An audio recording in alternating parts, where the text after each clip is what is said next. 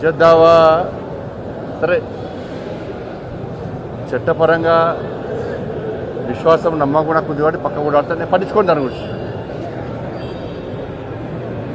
ఇలా లక్షల రూపాయలు కోట్ల కడుతున్నారు ఇవాళ కేసీఆర్ కుటుంబము.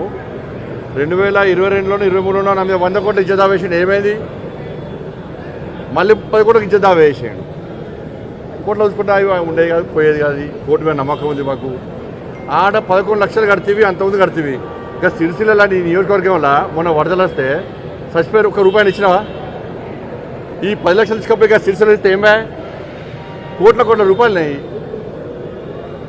ఇజ్జద్దావా తెలంగాణ రాష్ట్రంలో వెయ్యాలంటే నువ్వు మీ అయ్య బయటికి రారు. నువ్వు మీ అయ్య తిట్టిన తిట్లు ఎవ్వరు తిట్లే. నేను లవంగం తింటే తంబాకు అన్నావు, సిగ్గుండాల కొంచెం అన్న. ఇజ్జదా వేరాదా? నన్ను వాడు వీడు అని మాట్లాడినావు. ఇజ్జదా వేరాదా నీ మీద? మీ అయ్య నన్ను నా తలకే 6 ముక్కలు నడుతున్నాడు. ఇజ్జదా వేరాదా? నీ అయ్య నన్ను వాడు వీడు అని ఏ భాష పడితే ఆ భాష మాట్లాడాడు. ఇజ్జదా వేరాదా?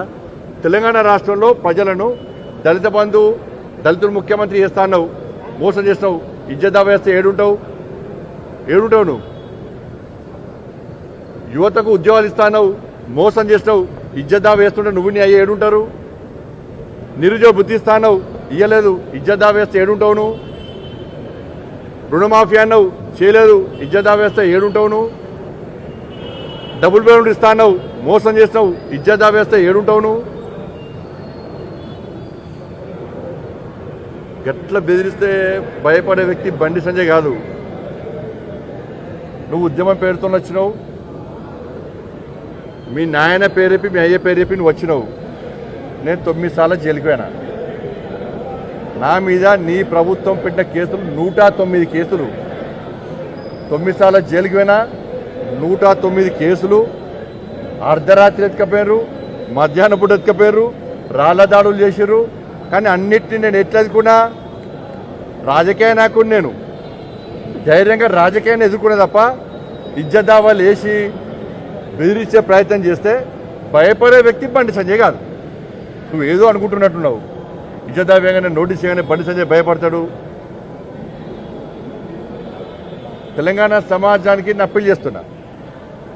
తెలంగాణ రాష్ట్రంలో బీఆర్ఎస్ పార్టీ, గతంలో టీఆర్ఎస్ పార్టీ, తెలంగాణ రాష్ట్రంలో రాష్ట్ర ముఖ్యమంత్రిగా కేసీఆర్ గారు ఉన్నప్పుడు కేసీఆర్ గారిని, కేసీఆర్ కుటుంబం తెలంగాణ సమాజాన్ని తిట్టిన తిట్లు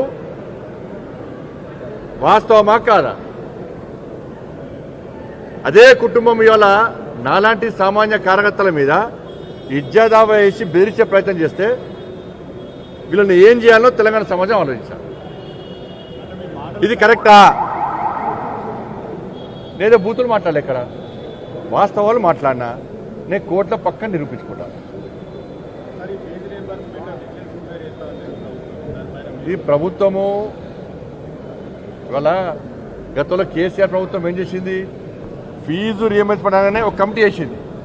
ఒక కమిటీ వేసి ఇలా ప్లే గ్రౌండ్ ఉందా, ఇలా ల్యాబ్స్ ఉన్నాయా, నాణ్యత ప్రమాణాలు ఉన్నాయా అని ఒక టీం వేసి, ఒక కమిటీ వేసి అన్ని కాలేజీలు తింపి బెదిరించే ప్రయత్నం చేస్తే ఈ యాజమాన్యాలు 10 సంవత్సరాలు ఫీజు రియంబర్స్మెంట్ అడగలే, ఇక తప్పించుకున్నాడు.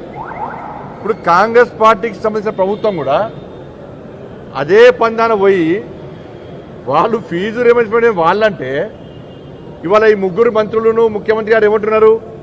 గతంలో కేసీఆర్ గారు వేసిన కమిటీ నివేదికను పరిశీలిస్తున్నాం, నాణ్యత ప్రమాణ విషయంలో కమిటీ ఇచ్చిన నివేదికను పరిశీలిస్తున్నాం. మళ్ళీ దానికి ఏమంటారు? ఇవ్వడానికి మాకు అభ్యంతరాలు, దానికి సానుకూలంగానే ఉన్నాం.